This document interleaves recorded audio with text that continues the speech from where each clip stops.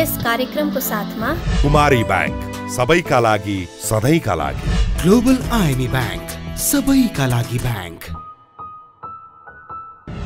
विश्वास जित्दै अघि बढ्दै Mega Bank Nepal Limited, Laxmi Bank लक्ष्य छ, लक्ष्मी बैंक छ, Sunrise Bank rising to serve, हामी सँगसँगै साङ्ग्रिला डेभलपमेन्ट बैंक लिमिटेड, स्थानीय विकासको आधार, नेको इन्स्योरेन्स लिमिटेड, बिमा गरौँ किस्ता तिरौँ, नेपालमै पहिलो बिमा योजना, prime life insurance company limited, सुरक्षित भविष्य, Lumbini general insurance company limited, ensuring risks for prosperity, Progressive Finance Limited, our business is to finance yours, NIBL Ace Capital, managing shares, managing investments.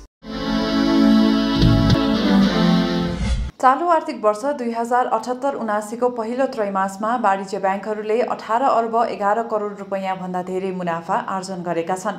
यो गत आर्थिक वर्षको तुलनामा 24% धेरै हो। यता नेपालमा सञ्चालित ब्याङ्क तथा वित्तीय संस्थामा पहुँच तथा साधन परिचालन बागमती प्रदेशमा अधिक केन्द्रित रहेको पाइएको छ। वाणिज्य ब्याङ्क, विकास ब्याङ्क र वित्त कम्पनीहरूमा पहुँच तथा साधन परिचालन बागमतीमा सबैभन्दा धेरै र कर्णालीमा न्यून रहेको राष्ट्र ब्याङ्कको एक अध्ययनले देखाएको छ। नमस्कार, कार्यक्रम अर्थको आजको श्रृङ्खलामा म आकाङ्क्षा उपाध्याय स्वागत गर्दछु। आज हामी मुलुकको वैदेशिक व्यापार घाटा चुलिँदै, विद्युतीय सवारीको प्रयोग बढाउन चार्जिङ स्टेसनको महसुल घटाइने र नेपाल पुनर्बिमा कम्पनी 8 वर्षमा प्रवेश लगायत साताका थप आर्थिक गतिविधि लिएर उपस्थित भएका छौँ। आउनुहोस् आजको कार्यक्रम सुरु गरौँ। पछिल्लो समय मुलुकको अर्थतन्त्रमा सङ्कटको सङ्केत देखिन थालेको छ। बैंकिङ प्रणालीमा तरलता अभाव अझै सहज हुन सकेको छैन।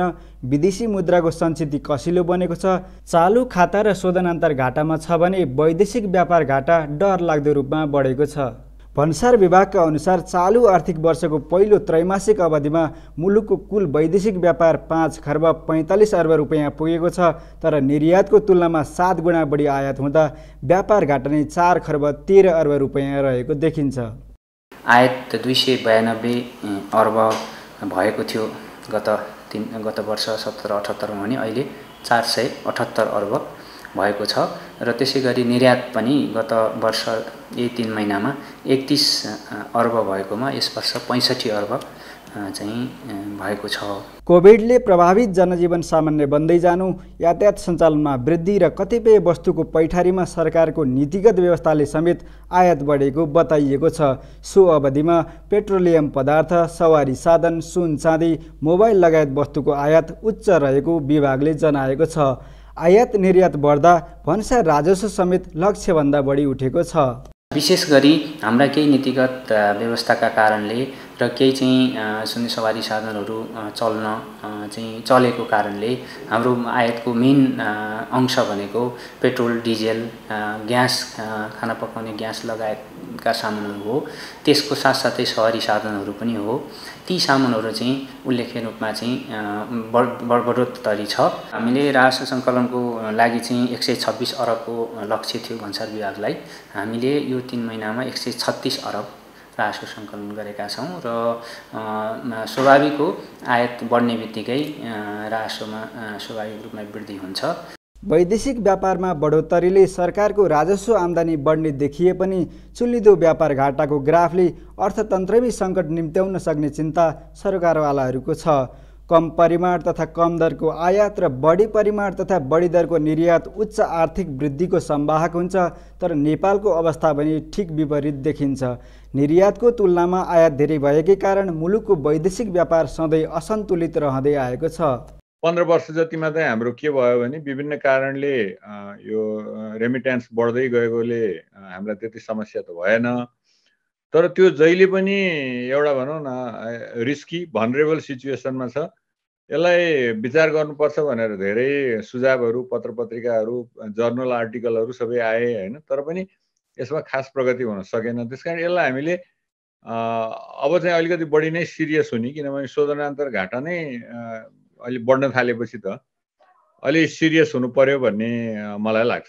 लामो अवधिको व्यापार घाटाले बाह्य स्थितिलाई अस्थिर र धान्नै नसकिने बनाउने, मुलुकलाई झन्झन ऋणी बनाउँदै लैजाने र अन्ततः देश आर्थिक रूपमा जर्जर र कमजोर बन्न पुग्ने विज्ञहरूले औँल्याएका छन्। वैदेशिक व्यापारलाई सन्तुलनमा राख्न सरकारले विद्युत निर्यात, विद्युतीय सवारीको प्रयोग, पर्यटन प्रवर्धन लगायत क्षेत्रमा ध्यान दिनुपर्ने सुझाइएको छ। हाम्रो मुद्रालाई नै अलिकति अवमूल्यन गर्नु पर्यो, जसले गर्दाखेरि हाम्रो निकासीबाट आउने कुराहरू चाहिँ अलि बढ्न सक्छ, अनि आयातलाई अलि निरुत्साहित हुन्छ भन्ने हो।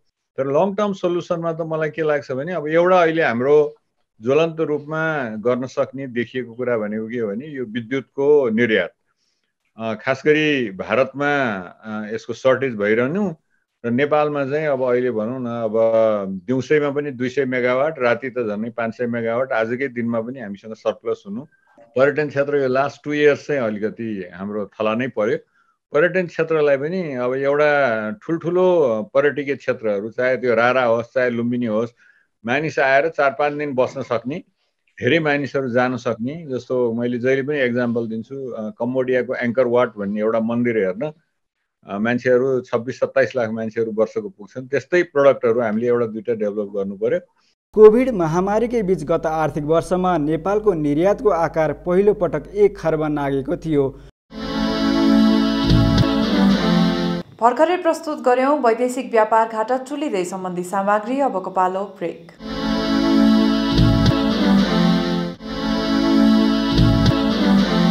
यातायात व्यवस्था विभागले इम्बोस नम्बर प्लेट देशभरका सबै सवारीमा अनिवार्य गर्ने भएको छ। इम्बोस नम्बर प्लेट राख्न बाँकी 2 बाहेक सबै प्रदेशमा अनिवार्य हुने भएको छ। यस्तै चालु आर्थिक वर्षको पहिलो 3 महिनामा 6 अर्ब 80 करोड रुपैयाँ पुनर्कर्जा प्रवाह भएको छ। सो अवधिमा 21वटा ब्याङ्कबाट 55 जना ऋणीले उक्त पुनर्कर्जा लिएका हुन्। यसैगरी कोभिडबाट प्रभावित सुन चाँदी व्यवसायीलाई यस पटकको तिहारले राहत दिएको छ। थप आर्थिक सामग्री सहितको अबको प्रस्तुति बिजनेस राउन्डअप। मुलुकमा विद्युत उत्पादन बढ्दै गएपछि नेपाल विद्युत प्राधिकरणले विद्युतीय सवारी साधनको प्रयोगलाई बढुवा दिन चार्जिङ स्टेसनको महसुल दर घटाउने भएको छ। प्राधिकरणले चार्जिङ स्टेसनको महसुल दर प्रति युनिट 4 देखि 5 रुपैयाँ निर्धारण गर्न लागेको हो। विद्युत खपत बढाउन प्राधिकरणले मङ्सिर 1 गतेदेखि लागू हुने गरी नयाँ महसुल दर समेत समायोजन गरिसकेको छ। स्मार्ट चार्जिङ स्टेसनहरू देशभरि राख्दैछन्, देशभरि नै हुन्छ हाम्रो, र प्राइभेट सेक्टरबाट पनि धेरै चार्जिङ स्टेसनहरू आउँदैछ। धेरै प्राइभेट सेक्टरबाट पनि वास्तवमा उहाँहरूको चाहिँ धेरै नै चार्जिङ स्टेसनहरू आउँदैछ। हामीले त्यसको लागि चार्जिङ स्टेसन राखेको ठाउँमा चाहिँ प्राइस चाहिँ त्यही जुन चार्जिङ स्टेसनको लागि दिएको प्राइस छ 5 रुपियाँ 50 पैसा भाडा हुन्छ, त्यो प्राइस चाहिँ हामी लागू गर्छौँ। र एउटा कार्यविधि पनि तयार गरेर कसरी चार्जिङ स्टेसनको कसले कसरी दिने र कहाँबाट स्वीकृति लिनुपर्ने एउटा पेट्रोल पम्प जस्तै हो। त्यही यसको कार्यविधिहरू पनि तयार गर्दैछ। प्राधिकरणका अनुसार हाल 9000 मेगावाट विद्युत उत्पादनको चरणमा छ, जसमध्ये 150वटा 25 मेगावाटका आयोजना निर्माणाधीन छन्। निजी उत्पादकहरूसँग सस्तोमा विद्युत खरिद गरेर व्यापार बढाउने प्राधिकरणको योजना छ। आरओआर र पिआरओआरको कसरी के गर्ने भन्ने विषयमा चाहिँ यो विषयमा हामी चाहिँ मन्त्रालय र इभन सरकारमा विभिन्न निकायहरू हामी छलफलमा छौँ। आरओआरको सम्बन्धमा कसरी अगाडि बढ्ने भनेर। पिआरओआरको त कोटा अहिले पनि छ हैन। अब आरओआरको चाहिँ करिब 9000 मेगावाट लाइसेन्स लिएर रेडी बसेको छ। अब यसलाई कसरी अगाडि बढ्ने र रेटको विषयमा पनि हामी कम्पिटेटिभ बिडिङमा जाने कि अथवा फिक्स रेट गर्ने भन्ने विषयमा पनि गम्भीर रूपमा छलफलमा छौँ। अब हामीसँग धेरै चाहिँ प्रोजेक्टहरू भएको हुनाले कम्पिटेटिभ बिडिङमा जानु बेटर हुन्छ कि त्यसको चाहिँ बेटर प्रोजेक्टहरू चाँडो आओस्। सबै गर्न सकिँदैन भने बेटर प्रोजेक्टहरू पहिला आउने हो कि अथवा यो विषयमा चाहिँ हामी छलफलकै चरणमा छौँ। त्यसैगरी भारतबाट अघिल्लो वर्ष प्राधिकरणले 21 अर्ब रुपैयाँ बराबरको विद्युत आयात गरिएकोमा आगामी वर्ष त्यसलाई घटाएर करिब 12 अर्बमा सीमित राख्ने बताएको छ। अहिले नेपालमा निजी क्षेत्रबाट उत्पादित विद्युतको हिस्सा 37.2 रहेको छ। नेपाल पुनर्बीमा कम्पनी 8औं वर्षमा प्रवेश गरेको छ। स्थापनाको 7 वर्ष अवधिमा कम्पनीले 32वटा मुलुकमा व्यावसायिक सम्बन्ध स्थापित गरेको, राम्रो मुनाफा आर्जन गर्दै आएको र समग्रमा नेपालको बीमा क्षेत्रमा परिष्ठित कम्पनीको रूपमा रहन सफल भएको बताइएको छ। 8औं वार्षिकोत्सवको उपलक्ष्यमा नेपालमा जति जुन क्षेत्रमा जुन तरिकाबाट जुन चाहिँ गतिबाट चाहिँ बीमा हुनुपर्ने हो त्यो भइरहेको छैन र यदि बीमाको बजार फराकिलो हुने हो भने, दिगो हुने हो भने मात्रै पुनर्बीमा व्यवसाय पनि वृद्धि हुन्छ र यसको बिचमा चाहिँ एउटा अनुन्यासित सम्बन्ध छ र पुनर्बीमा व्यवसायले पनि बीमा व्यवसायको वृद्धि र विकासको लागि चाहिँ ठुलो योगदान गर्न सक्छ र मैले मेरो आफ्नो कार्यकालमा केही मेरा एजेन्डाहरू छन्। पहिलो एजेन्डा के छ भने नेपालको बीमा उद्योगलाई फराकिलो बनाउने, दिगो बनाउने र पिछडिएका, कमजोर आर्थिक अवस्था भएका र उच्च जोखिममा रहेका मानिसहरूलाई बीमाको पहुँचमा ल्याउनुपर्छ। नेपालको मात्रै नभइकन दक्षिण एसियाकै एउटा प्रतिष्ठित कम्पनीको रूपमा नेपाल रीलाई चाहिँ मान्छेहरूले चिन्ने गरेका छन् र यसै गरी एउटा नेपालको फ्ल्यागशिप कम्पनीको रूपमा पनि स्थापित भएको छ। 32वटा भन्दा बढी देशमा नेपाल रीको चाहिँ व्यावसायिक सम्बन्ध स्थापित भइसकेको छ र यसको नाफा पनि राम्रो आर्जन गर्न सफल भएको छ। यसको शेयर मूल्यको पनि बजारमा चाहिँ वृद्धि भइरहेको अवस्था छ।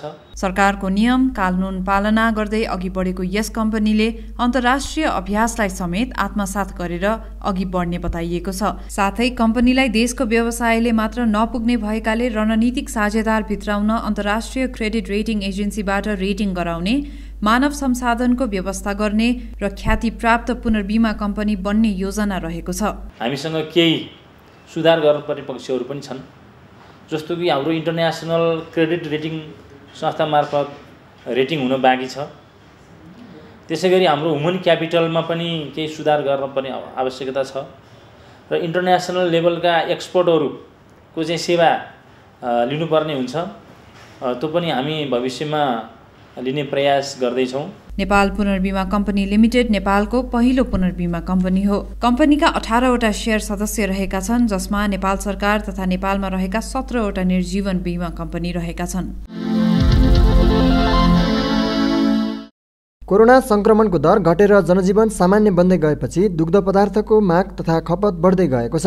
विशेष गरी होटल, रेस्टुराँ, पार्टी प्यालेस, विद्यालय, होस्टल, कल कारखाना लगायत सञ्चालनमा आएपछि दुग्ध पदार्थको माग बढेर अभाव समेत सिर्जना हुन थालेको छ।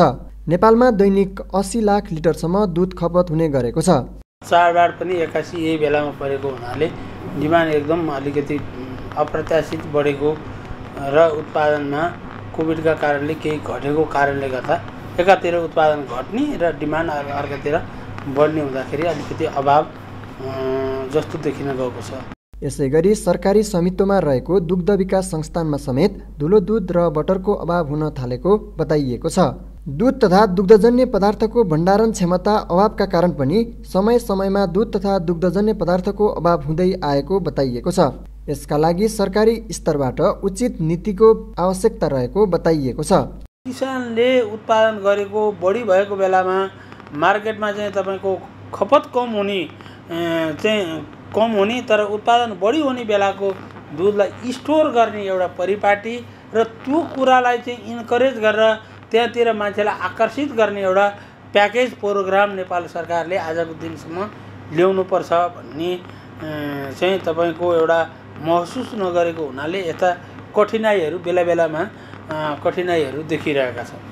नेपालमा उत्पादित दूधमध्ये औपचारिक क्षेत्रमा 17% र अनौपचारिक क्षेत्रमा 33% खपत हुने गरेको छ भने कृषक स्वयंले 50% उपभोग गर्ने गरेको नेपाल डेरी एसोसिएसनले जनाएको छ। हामीसँग पर्यटन सम्बन्धी सामग्री बाँकी नै छ, हामी सँगै रहनुहोला।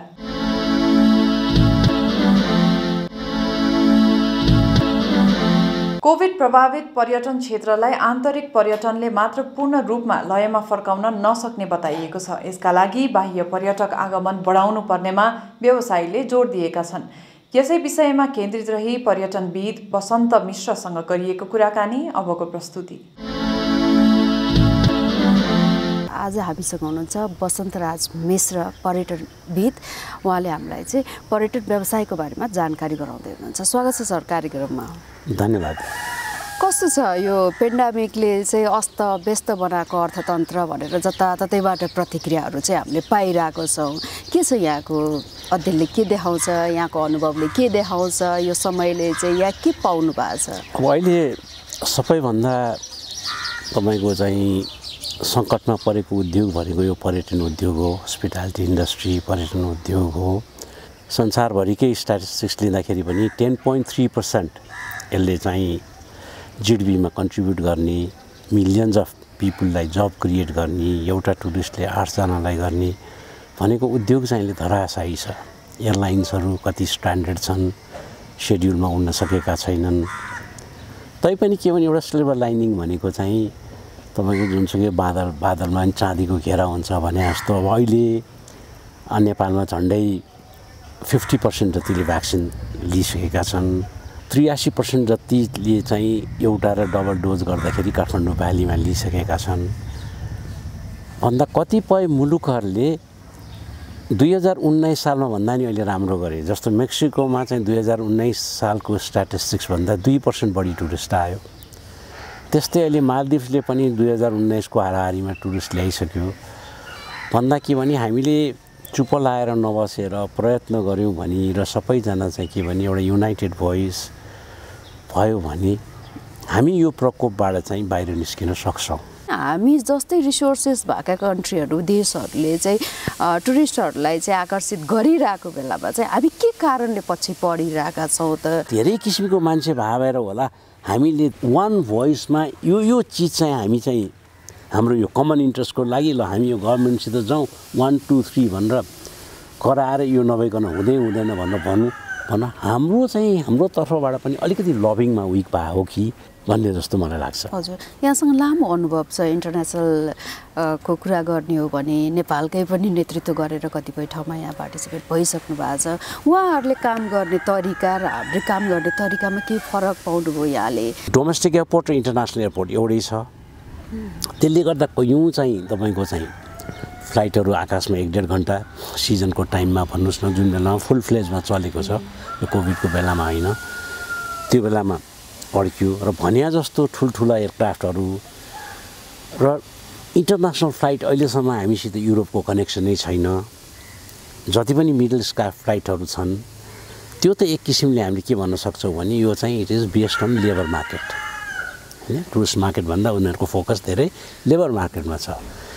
त्यस कारण एउटा चाहिँ एभिएसन इन्डस्ट्री जुन किसिमले फस्टाउनु पर्ने त्यो फस्टाउनु सकेन। अर्को दुर्भाग्यवश अब तपाईँको चाहिँ यो पनि कुनै बेला 85% टुरिस्ट ल्याउने राष्ट्रध्वजा भाग आज चाहिँ तपाईँको पहिला हामीले कराउँदाखेरि इक्विपमेन्ट भएन नभइकन प्रडक्टै नभइकन कसरी चाहिँ कम्पनी चलाउने भन्यौँ। तर एयरबस पनि आयो, सबै चिज आयो, तैपनि म्यानेजमेन्टको कमजोरी भनौँ बा गभर्मेन्टको चाहिँ पोलिसीको कमजोरी भनौँ, एयरलाइन्स पनि हाम्रो राष्ट्रिय ध्वजाभाग पनि त्यति बलियो हुन सकेन। अर्को तपाईँको के भने जुन एउटा चाहिँ टुरिज्मलाई चाहिने भनेको एउटा एभिएसन पछि एउटा इन्फ्रास्ट्रक्चर पनि हो। अब अहिले तपाईँले हेर्नुहोस् भैरवा जानलाई पर्यो भने, पोखरा जानलाई पर्यो भने बाटो एकदमै दुर्गति छ। त्यस कारण हाम्रो इन्फ्रास्ट्रक्चरमा जुन किसिमले जुन रेटले डेभलप हुन सक्ने थियो यी चिजहरू चाहिँ अगाडि बढ्न नसकेको कारणले हाम्रो ग्रोथ रेट चाहिँ तपाईँको धेरै सानो, कहिले अलिकति माथि जाने कहिले अलिकति तल जाने गरेर बस्यो र हामीले अरू कन्ट्रीले जस्तो मिलियन्स अफ टुरिस्ट भने चाहिँ इन्टरटेन गर्न सकेनौँ। नलेजको कमी भएको कि स्टडीको कमी भएको कि प्लानिङमा चाहिँ हामी किन इम्प्लिमेन्टेसनमा प्लानिङ गर्ने वर्कआउट नपुग्यो कि के हो सर? सबैले चाहिँ आफ्नै बारेमा सोचिरहेछन्। टुरिज्मको बारेमा कसले सोच्ने, अरू इन्डस्ट्रीको बारेमा कसले सोच्ने, अरू चिजमा कहाँ सोच्ने? त्यो त जहिले पनि त हाम्रो समस्यै छैन र। अब अहिले पनि भन्नुहोस् न प्रायोरिटी केमा छ? जहिले पनि पोलिटिक्सले नै प्रायोरिटी पायो आज कयौँ वर्षदेखि भने बिजनेसपट्टि, इकोनोमीपट्टि, अर्थतन्त्रपट्टि त प्रायोरिटी पाएकै छैन नि। अब हिजो मात्रै न्युजमा छ त्यत्रो डिफिसिट भइरहेछ, फरेन करेन्सीको रिजर्भबाट त्यत्रो पैसा गएको छ भने टुरिज्म त एउटा मेजर सोर्स हो फरेन करेन्सीको भन्दा यसलाई उठाउनुपर्छ, यसलाई गर्नुपर्छ भनेर हामी सबै मिलेर यो चाहिँ के भने पर्यटन उद्योग भने कस्तो उद्योग हो भने यसलाई सबैको मद्दत चाहिन्छ हेर्नुहोस्। तर यो मन्त्रालयको मद्दत चाहिँ कसैलाई पनि चाहिँदैन। त्यसकारण चाहिँ के भने यसलाई बचाउन सबैजनाले यो टुरिज्म इन्डस्ट्री हाम्रो निम्ति यति इम्पोर्टेन्ट छ, यो हामीलाई चाहिन्छ भनेर हामी सबैजना लाग्यौँ भनेदेखि एउटा पोलिटिकल विल हामीसित भयो भने एउटा कुरा मैले धेरै पटक धेरै फोरममा नेसनल इन्टरनेसनल फोरममा भनेको छु, यो इन्डस्ट्रीले पुरा नेपाललाई पाल्छ। अरू हाम्रो भनेको हाइड्रो भन्नुहोस् अथवा हाम्रो एक्सपोर्ट भन्नु ट्रेड भन्नु यिनीहरू चाहिँ इट विल अल बी के भन्नुहुन्छ भने क्रिमभन्दा केक हुन्छ। पर्यटन व्यवसाय फेरि जागरुक भइरहेको अवस्था छ होइन। पेन्डामिकबाट हामी अलिक केही न केही मात्रामा चाहिँ बाहिर निस्किरहेको सङ्केत पाइरहेको छ। यो अवस्थामा अपकमिङ जेनेरेसन युथहरू जो चाहिँ टुरिज्म व्यवसायमा आउन चाहनुहुन्छ र सरकारलाई यहाँले के भन्न चाहनुहुन्छ, केही सुझाव? केही छैन, यो त के भन्नुहुन्छ भने सरकारले यसको इम्पोर्टेन्स बुझ्नु पर्यो, तपाईँको यसको महत्त्व बुझ्नु पर्यो। यसले चाहिँ संसारले यसलाई चाहिँ इम्पोर्टेन्स दिएको चिजमा हामीले पनि त्यसलाई इक्वली इम्पोर्टेन्स दिनु पर्यो र दिएको पनि सतर त्यसले पुगेन। र अहिलेको चाहिँ के भन्नुहुन्छ भने अहिलेको युथहरू तपाईँहरू भन्नुहोस्, यङ्गर जेनेरेसन भन्नुहोस्, उहाँहरूकै हातमा छ। उहाँहरूले हामीले भन्दा राम्रो स्कुलमा पढ्नु भएको छ, उहाँहरूलाई अहिले इन्फर्मेसनको सोर्स हामीलाई कति पढ्नु पर्थ्यो उहाँहरूले आफ्नो मोबाइलबाट पाउन सक्नुहुन्छ भन्दाखेरि उहाँहरूको सपोर्ट, हामीहरूको अलिकति अनुभव र फुल सपोर्ट हामीलाई अहिले यो बेलामा, यो दुःख परेको बेलामा गभर्मेन्टले सपोर्ट गर्नु भने गभर्मेन्टले सपोर्ट गरेको होइन, गभर्मेन्टले इन्भेस्ट गरेको हुन्छ। यसको रिटर्न त गभर्मेन्टले उसले सपोर्ट गरेको भन्दा चाहिँ 1000 टाइम्स बढी आउँछ। त्यस कारण अहिले हामीलाई गभर्मेन्टले चाहिँ गभर्मेन्टको सपोर्ट चाहिन्छ हरेक क्वार्टरबाट र हामीहरूको पनि एउटा भोइस हुनुपर्छ भन्छु म। Thank you so much. Thank you very much. समय दिनुभयो, हामीलाई पर्यटन व्यवसायको बारेमा जानकारी दिनुभयो, यहाँलाई धेरै धेरै धन्यवाद। यहाँलाई पनि धेरै धन्यवाद। यी थिए आजका प्रस्तुतिहरू। थप आर्थिक गतिविधिका लागि हाम्रो अफिसियल वेबसाइट www.arthakartha.com लगइन गर्न सक्नुहुनेछ। आजको निर्धारित समय सकिएको छ। म लगायत सम्पूर्ण युनिटलाई बिदा दिनुहोस्। नमस्कार। यस कार्यक्रमको साथमा कुमारी बैंक, सबैका लागि सधैँका लागि। ग्लोबल आइएमई बैंक, सबैका लागि बैंक। विश्वास जित्दै अघि बढ्दै Mega Bank Nepal Limited. Laxmi Bank, लक्ष्य छ, लक्ष्मी बैंक छ। Sunrise Bank, rising to serve. हामी सँगसँगै साङ्ग्रिला डेभलपमेन्ट बैंक लिमिटेड, स्थानीय विकासको आधार। नेको इन्स्योरेन्स लिमिटेड, बिमा गरौँ किस्ता तिरौँ, नेपालमै पहिलो बिमा योजना। Prime life insurance company limited, सुरक्षित भविष्य। Lumbini general insurance company limited, ensuring risks for prosperity. Progressive Finance Limited, our business is to finance yours. NIBL Ace Capital, managing shares, managing investments.